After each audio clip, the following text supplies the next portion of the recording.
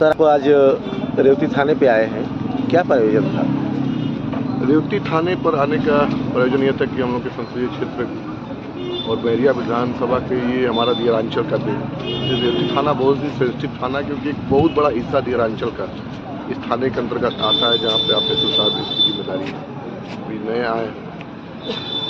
आज हमारे यहाँ क्षेत्र में इधर दियरांचल के गरीब किसान लोग रहते हैं और समाज हर तबके के लोग रहते हैं, और बहुत ढेर सारे लोग हमारे पास आए और बोले कि साहब एक बार आप हमारे प्रशासनिक अधिकारियों के साथ बैठक करिए, हम लोग खुद रहने चाहते हैं। उसमें जो सिविल सोसाइटी के लोग हैं, जो अध्यापक हैं, वकील हैं, कुछ व्यवसायी हैं, कुछ पढ़ने वाले लोग हैं, ऐसे लोग आकर मिले और उन्होंने बताया कि देखिए विगत इधर कई दिनों से, इसके पहले एक समाज में कोई छोटे छोटे बच्चों के बीच में भी झगड़ा हो रहा है तो उसको जातीय रंग मिल जा रहा है, उसमें राजनीतिक लोग भी इन्वॉल्व हो जा रहे हैं।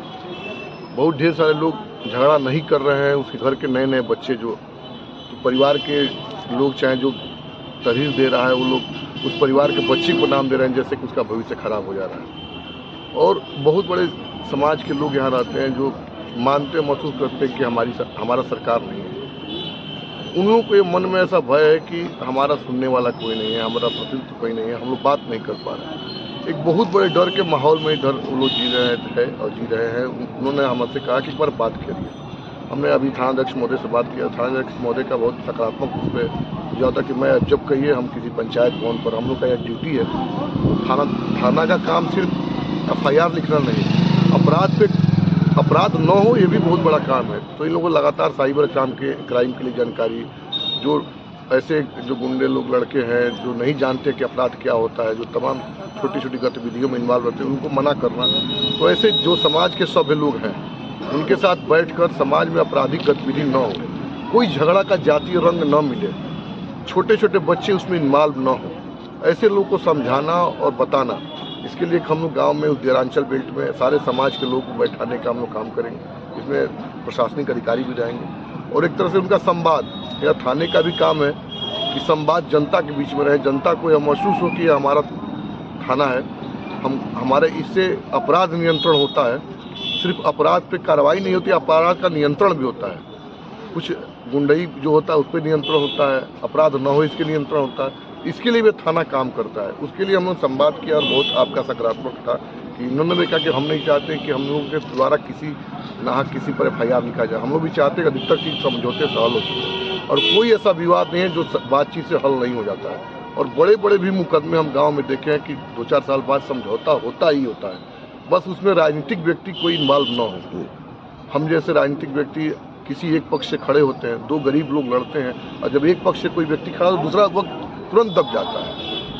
तो किसी भी विवाद में हम राजनीतिक व्यक्तियों को नहीं पड़ना चाहिए। थाना उसके लिए बना है, सबको समझा बुझा कर इस पर नियंत्रण कर सकता है। मैं खुल के कह सकता हूँ कि बहुत बड़े भाग में यहाँ यादव समाज रहता है। उसी के बहुत ढेर सारे लोग हमारे पास आए, उन्होंने कहा कि हमारे छोटे छोटे बच्चे जो पुलिस में जाएंगे, अध्यापक बनेंगे, मास्टर बनेंगे, भिन्न समाज के हैं, सानी समाज के हैं, पसवान, ऐसे बच्चे बहुत फंस रहे हैं। तो उसमें जो FIR लिखा रहा है उसका भी गलती है कि वो लोग ऐसे बच्चे को नाम दे रहे हैं जो उसका घर का भविष्य है, घर में आगे जा सकता है। आज हर चीज़ में चरित्र प्रमाण पत्र लगता है।